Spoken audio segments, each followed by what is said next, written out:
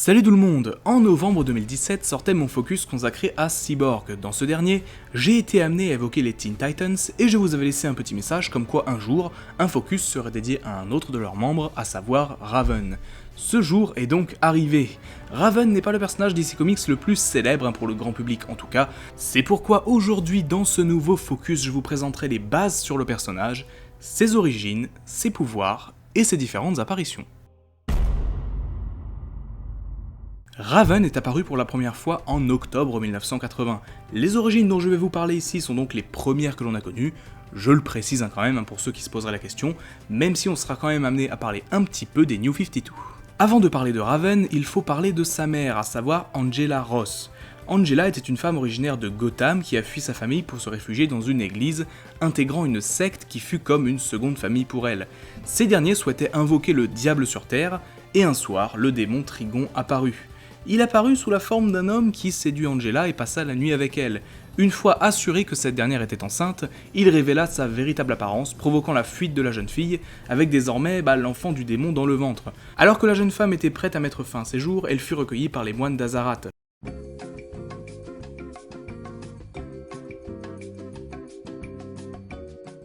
Une fois dans cette nouvelle dimension, elle put démarrer une nouvelle vie et changea de nom, devenant Arella. Raven est donc née à Azarat et bien qu'elle et sa mère grandirent au même endroit, elle ne se voyaient que rarement, pour ne pas dire jamais. En effet, la petite Raven fut très vite prise sous l'aile d'Azar, leader d'Azarat, car elle possède un potentiel démoniaque hérité de son père qui pourrait nuire à absolument tous ses proches. Raven a donc grandi en apprenant rapidement à contrôler ses émotions et son côté démoniaque. Elle a donc grandi sans éprouver de sentiments et les habitants d'Azarat ne devaient en retour pas en éprouver pour elle non plus.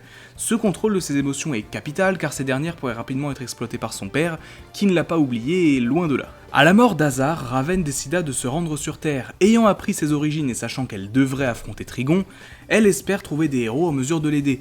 Elle s'approcha de la Justice League, mais se prit un gros refus. En effet, ces derniers pensaient que son potentiel démoniaque pouvait nuire à tout le monde. Elle se tourna donc vers des anciens membres des Teen Titans, et recrée ainsi l'équipe avec d'anciens et de nouveaux membres, tels que Cyborg par exemple.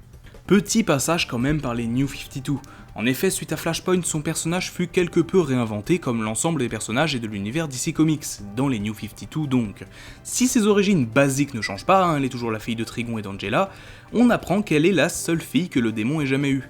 En effet, il avait pour habitude de tuer la mère de chacun de ses fils, mais épargna Angela, pensant qu'il était préférable que Raven soit élevée par une humaine. Sur Terre, Raven adopte l'identité de Rachel Ross, donc avec le nom de famille de sa mère, et on découvre également une partie de sa famille, notamment sa tante, une certaine Alice Williams.